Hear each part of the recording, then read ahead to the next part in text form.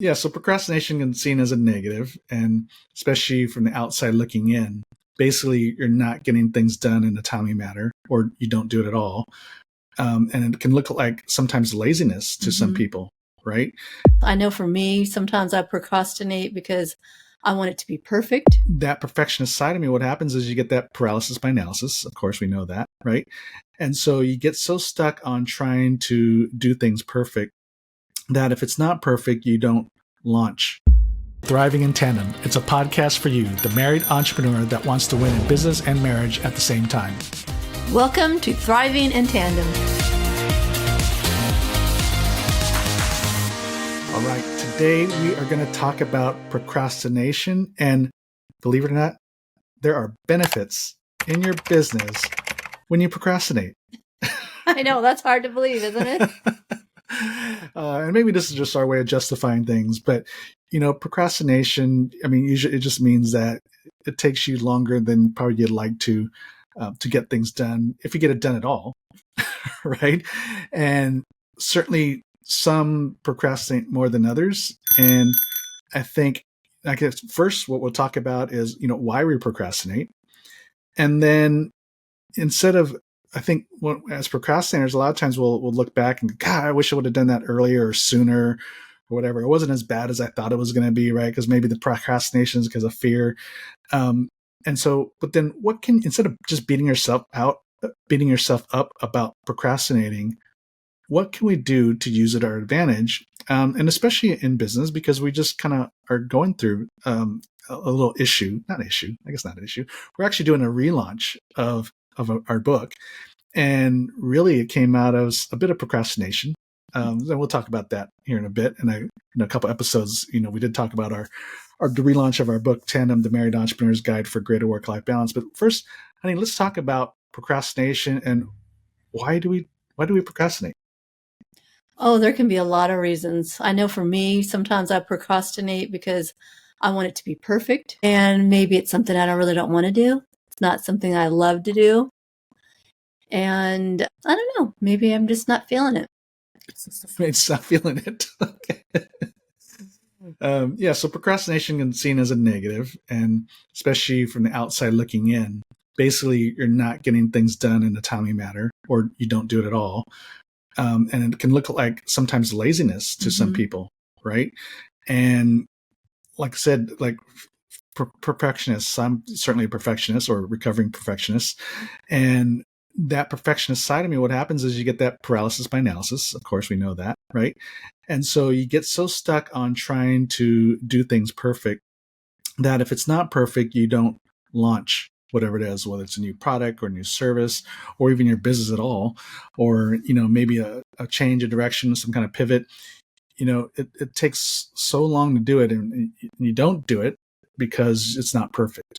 And then there's the fear of kind of failing, right? Well, and I know for me, sometimes I don't even want to get started because I know it's not going to be perfect the first time out the door. So I'm like, oh, let's just put that off. Yeah. So fear for me, it's fear of failure. And so two sides of that fear of failure is I want to do an excellent job. And so the things that I do is usually done very well. But then there's a lot of things that either don't get done or kind of still in the works because I'm waiting for it to be perfect or excellent, whatever that looks like. And so, that fear of failure is a big piece of that procrastination. And it can look at a lot of different ways. It's not just the product, but maybe getting out, you want to do some public speaking or you want to network or something like that, but you don't want to look foolish, so you don't go. Right. So that was. Or you don't want to go by yourself. Or you don't go by yourself. Because you don't have anybody to go with you. Have you ever seen like the financial services when you're networking? They come like herds. Financial services reps. Yeah. Yeah. They never. And I think we were just talking about this the other day. I'm like, I think they don't want to go by themselves. So they just get a whole 10 other people from the office to go with them. Yeah. We were just at a networking event the other day. And certainly, I was a gal and she had her, her sticker and the name of her financial services company. And I said, oh, where's the rest of you? Because usually you come in like fives. And she's like, oh, she left. so I'm like, oh, okay. So first, before I move forward, for those of you watching on YouTube. So if you ever want to look at us and not just hear us, you can go to our YouTube channel, Thriving in Tandem, same name as our podcast here. But doesn't my wife's hair look wonderful? Oh, thank you, honey. You're so sweet. So we just had our headshots and our branding shots taken yesterday.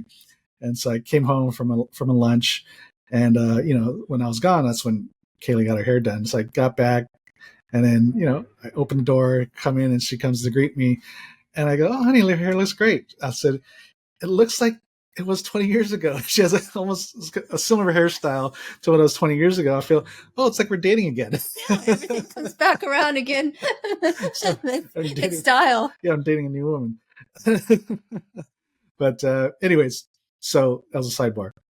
But so procrastination can be seen as a very negative, but it can also be used to your advantage if we kind of reframe the issue. Because a lot of times, like what I said earlier, is when we procrastinate, when we finally do this thing, whether it's go to a networking event or even do a podcast interview or finally launch that new product or service or whatever. And, when you finally do it, some of the fears that you had that was keeping you from moving forward, judiciously, you look back and say, oh, that wasn't bad. And so that a lot of times the thinking about it is worse than actually doing it. And you spend more time, at least me, thinking about it in the back of my head than actually doing it. And once I do it, I'm like, oh my gosh, I freed up all this space in my brain that I was thinking about doing it and just didn't. Yeah. So certainly, think about that, like put things in perspective. Is it really going to be as bad as I'm thinking, make it out to be? And I think if you just look back over your own experience, you'll see that in the doing wasn't as bad as just thinking about it leading up to it. So part of overcoming procrastination is maybe thinking back in the past and looking at when those times when you did procrastinate, but then when you finally did the thing, how much it was less stressful, or it was better than you thought. Which kind of reminds me, like going on a trip, we wait to the last minute to pack. And we always make it. We get there. It's like Christmas. Oh my gosh, we're not ready. What are we going to do? But we always make it, through Christmas and it all comes together. But then telling yourself, like you say, sometimes I do that. Okay, packing's not going to be as bad as I made it up to be in my mind. So let's just get started.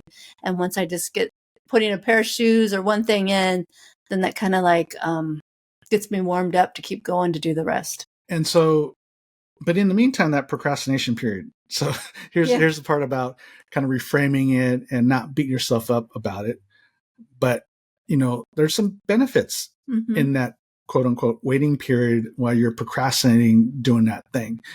And so certainly, like, you might have learned some new things along the way. So if you were going to launch a course, for example, like an online course, and if you would have done it 2 years ago, been great, but you procrastinated. And so you finally do it.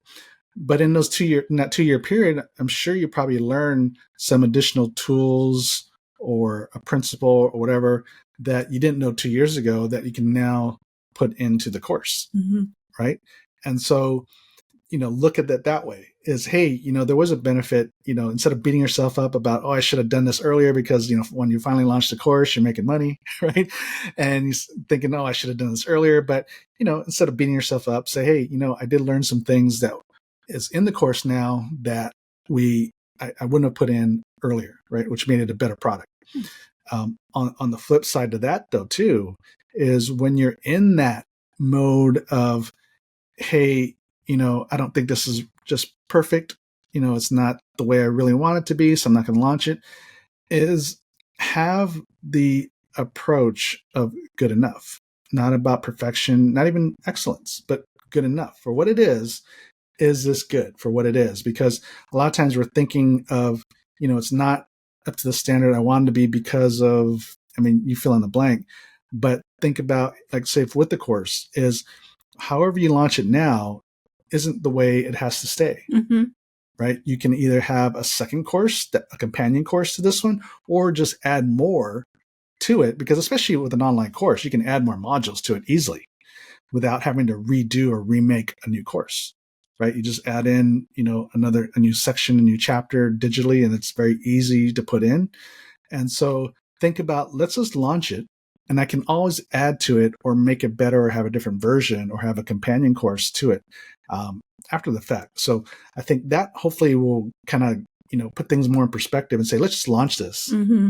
And we can, and just, price it based on what it is, and then knowing that you're going to improve along the way. Well, and they do that with books all the time in school.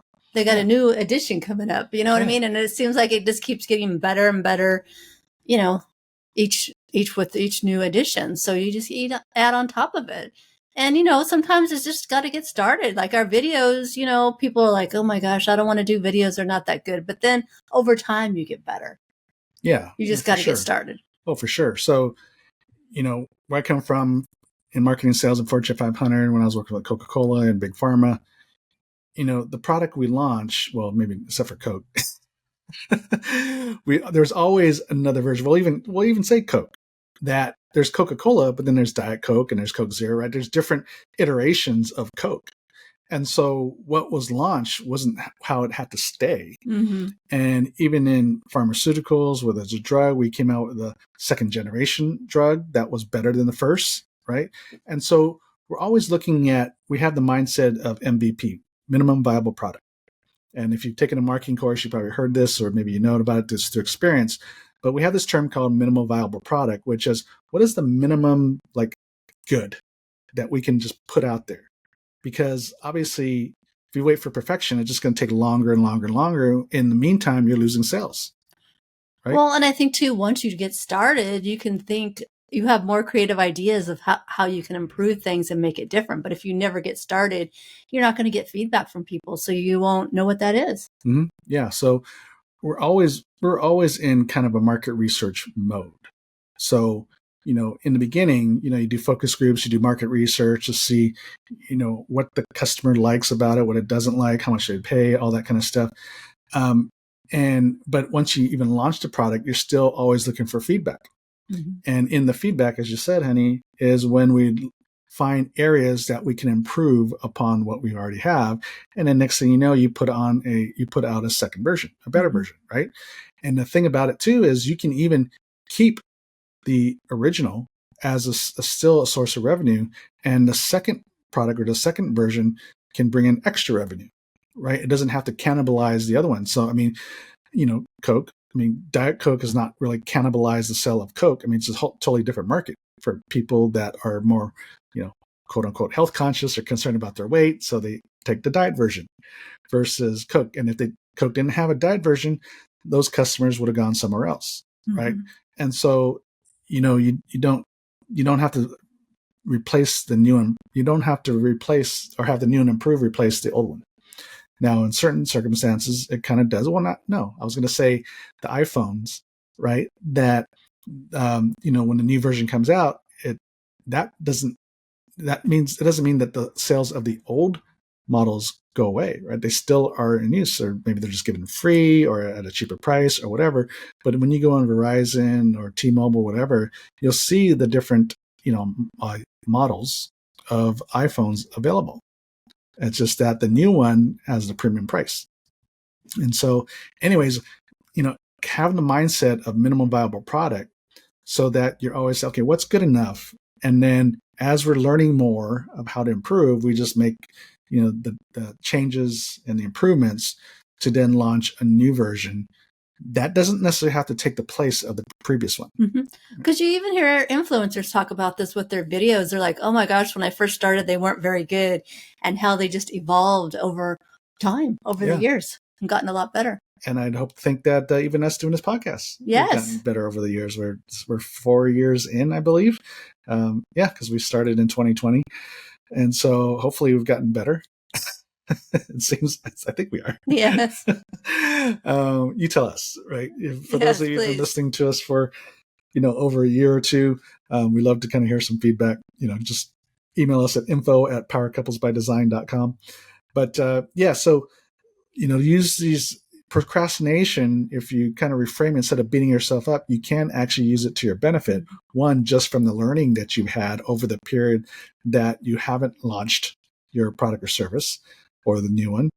And even for us, because we shared a couple of weeks ago that we just launched the audio version of our book Tandem, The Married Yay, we're Entrepreneur's so Guide excited. for Greater Work-Life Balance. And now you can get on Audible and iTunes and Amazon. And, a lot of people would launch the audiobook the same time as their hard copy book, right? Yeah, well, we were out on the road doing our non-traditional book You would have tour. done that ahead of time. Oh my gosh, that would have been really stressful because our book didn't come out, the hard copy, till we were on the road. So we never saw it until we were, halfway through our trip. Yeah. So, I know some people that do launch the audiobook the same time. Mm-hmm. It is a lot of work. I mean, I wasn't really interested in launching an audiobook. I don't really think, maybe I thought we would eventually, but I wasn't really, hot and heavy to do it. One is because, as you say, it is work, and going through doing the writing, the drafts, the editing, and all that, getting all the marketing assets and the cover design and layout, all that stuff. Even though we didn't necessarily do the work, but we still had to oversee the work with our team. It was work, and especially with the editing. I mean, we still have to read it and look through it and make some changes and all that. And so, and then getting that all done before our road trip too. Yeah, and so adding an audiobook to record and all that stuff would have made things tougher for sure. And I was just it was already hard enough work just to launch the book itself, so it wasn't really wasn't really high on the priority list to launch an audiobook. And I know a number of people were asking, do you have an audiobook? Oh, you gotta have an audiobook. People are listening to audio these days, whatever. Which is true. I know the usage on audiobook, the market share for audiobook is getting higher and higher and higher. And so, 2 years later, we decided, okay, let's do it. It's time to do it. There is obviously, you look at the data, there's a significant amount of people that are listening to audiobooks instead of reading books. But also what we learned in the process was a lot of people that would opt to listen to an audiobook end up actually purchasing the hard copy book too. Mm-hmm. So, or like just from a sales perspective, I'm thinking, so we really losing sales like twice, sales of audiobooks, but then also the sale of the hard copy book too. So there was that. And then, I just know, us having a podcast, we thought, well, obviously our listeners, a lot of our listeners have not purchased our book, right? But maybe they will buy the audiobook. Yes, we're hoping you guys will go out and buy the audiobook, please. Yeah. And so anyways, we thought, okay, so as a service to just people that probably just don't read books anymore, but would listen to it because they listen in the car or when they're doing work or whatever, let's launch the audiobook. And also what it did was it gave us another reason to relaunch the book, mm-hmm. because for the average author, right, they just launch the book and let it go and it just dies, mm-hmm. right? They don't continue to promote it and all that, which it's not about so much about self-promotion, but, for most of us, we write these books not so much to get rich on it, because very rarely do you become rich on selling books, but it's the impact you make on the readers that do buy your book, mm-hmm. right? And so if we look at that from that point of view, the relaunch of the book and putting more effort and new energy behind promoting the book again, obviously book sales are going to increase, which means more people are going to hear the message about work-life balance and that you can win in marriage and business at the same time without sacrificing one for the other. Well, we also wanted to have a legacy, right? Something that, we could leave that still keeps on ticking after we're gone. And I figured, or at least I thought in my mind, let's do the Audible book now as opposed to later, because there's probably going to be another book in us. And I didn't want to come out with the Audible. I mean, there's nothing wrong with it, but like 10 years later, you know what I mean? Well, we already are on our second book, so I'm figuring now is the time to do it. And here's a little reinforcing how going through the process isn't as bad as thinking about it. One of the reasons why I wasn't really high on doing an audiobook was because I knew, or I thought I knew, that you have to go find a recording studio, mm-hmm. right? Because you need, obviously the sound has to be good, better than just being doing the podcast. But Audible is very particular about the sound. And so you need a professional producer, or you should anyway. People have tried themselves and it's been a nightmare because Audible is very particular about the sound. And so I knew, number one, we'd have to find a producer. Number two, we'd need to get a studio, find a studio and rent. And then you'd have to obviously rent it for the period of time you need it. And then I'm thinking, oh my gosh, good friend of ours, Mike Kim, his You Are the Brand book. He said how he recorded his book in 2 days. And then he said, don't do that. I don't know how he did it. And so I remember that because I'm in this mastermind group, and I said, okay, note to self, don't try that. I didn't want to do that anyway because it sounded daunting. Like, imagine 2 days, 2 solid days of recording the book. And it's not like you're just going to go just read through it, right? You're going to make mistakes as you're reading through it and reading and speaking. And so you're going to have to go back and redo some sentences or whatever. And then there's the editing process that they catch on things that you missed or added or whatever that's not in the book. Anyways, there's a whole thing. And so I wasn't interested in doing it 2 days anyway, but you just reinforced it. So don't do that. And so that was another reason why I'm like, oh, shoot. So, got to find a recording studio for how many days, or, it might not be too full weeks. Weeks. I mean, it wouldn't be, it'd be like 2 days. I don't know. 2 hour at a time or something like that. But still we're in Pasadena. There might be a recording studio around here, but chances are we'd probably have to go either to Hollywood or Studio City or something like that, where there's more need for a recording studio. So anyways, there's a lot of things going through my head that says, this just sounds like a lot of work. And then sit down. I knew Mike's producer, and he was actually in our mastermind group, and I knew he did a great job. And so I talked, I got on a call with Steve Ryder, and he said, oh, the topic came up about, a recording studio. He says, oh, just use your closet. And I'm like, what? He's like, yeah, just your closet. Use your walk-in closet. And I'm like, oh, yeah, I guess that kind of makes sense, because basically, the thing about recording studios is not that it's so much soundproof per se, but it's designed with buffering so that the sound doesn't bounce off the walls or the floor and the ceiling and all that the sound gets absorbed, so you don't hear any kind of, even the slightest of echo. Well, yeah, because on ours, it's got carpet on the floor, and then there's got clothes on 3 walls. And so it's pretty sound absorbent, so you don't hear all the noises from outside. Yeah, and so the clothes actually absorbs the sound, and there's no windows or anything like that, and it's not a big room. And so we did a test recording, sent it to him, and he said, okay, everything sounds great. And I'm like, oh, good. So then it was just like, oh, so we can do this on our own time, really, right? We don't have to drive anywhere. We don't even have to get dressed. Don't even have to take a shower. We were dressed. Yeah, we were just in our pajamas. Okay, let me rephrase that. but I often didn't take a shower because we usually did it first thing in the morning, when we're fresh, when we're our freshest, we can read, we're sharp, right? Mentally, we don't have a lot of stuff going on in our head. But I remember when I, got the test recording back and I was listening to it, and I'm thinking, well, maybe we should record our podcast in there. We just sound really good in this closet. Sit on the floor, get the laundry basket, put the laptop on top of it with the speaker or the microphone. And... Yeah. So, anyways, all that to say is it wasn't as bad as we thought. Yes, it wasn't as bad. Actually, I think it was better than doing it in our own closet, in our own Pippa's office is what I call it, because Pippa hangs out in the closet. Because we could do it at the comfort of our own home, so whenever we wanted to. So it was just basically an hour a day. First thing in the morning, we recorded 1 chapter a day, and that was enough. Because like especially some of the longer chapters, your brain does get a little fried, and your voice starts to go. Yeah, so 1 chapter a day was good. That was plenty. And another benefit of that procrastination was, as we were recording the audiobook, right, we're looking at the book with kind of fresh eyes. We hadn't read it in a while since we were doing all the edits.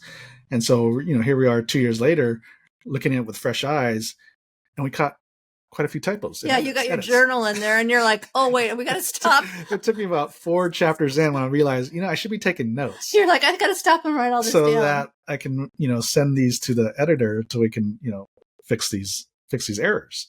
And so, yeah, we found a number of errors in the book, and again, and I know I've heard, this happens to the best of authors, because it's just hard to catch every mistake. And so anyways, we found errors and just made notes. And so, and also our podcast name changed. Some of our URLs have changed since then. So I kind of knew that part already. So I'm like, okay, let's just do all this at once. So the benefit of the procrastination of recording an audiobook is we basically got to relaunch the book, put new energy behind it, caught some edits to do this in the book and make the changes. And it wasn't just errors, Like I said, it was just our podcast name change in the meantime. Updates so in it. Just updates. And so really use this opportunity as a total relaunch. Well, it was nice we could do it all at one time. We didn't have to piecemeal it 100 times, keep going back and forth, adding things and making edits. We could just do it the one time. Yeah. And so there you go. So use our own example of how procrastination was to our benefit. Right? And it worked out pretty nicely for us. Yeah. So definitely go and check it out. Go to thetandembook.com. You can get the Kindle version, the paperback version, and of course now the audio version. And in the audio version, there are bonus content that's not in the regular book. So even if you have the book already, if you download, especially if you're already an Audible member, it's not really going to cost you more, right? You're already a member, so you just go ahead and download the book.